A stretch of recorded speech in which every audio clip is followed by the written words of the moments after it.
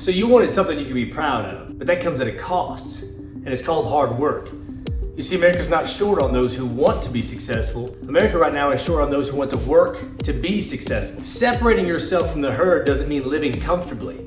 In fact, if you're comfortable, you're probably not growing. Matthew 5:3 says, rejoice in your afflictions. And Romans 8:18 says, the sufferings of this present time are not worthy to be compared to the glory that will be revealed. Now, of course, these two Bible verses are talking about our salvation, but they can be applied to your everyday life as well. If you've got goals and you want to achieve, then get ready to hit the grind. If you truly want to achieve your goals, then expect obstacles and smile through the troubles.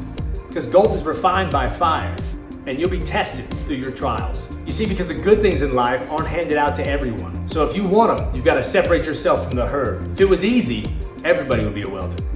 So hopefully you guys like this video. We'll be putting out more videos on our YouTube channel, so subscribe to that. And also check out our website. We have links, and we also have shop for clothing and a virtual tour. Until next time, see you there.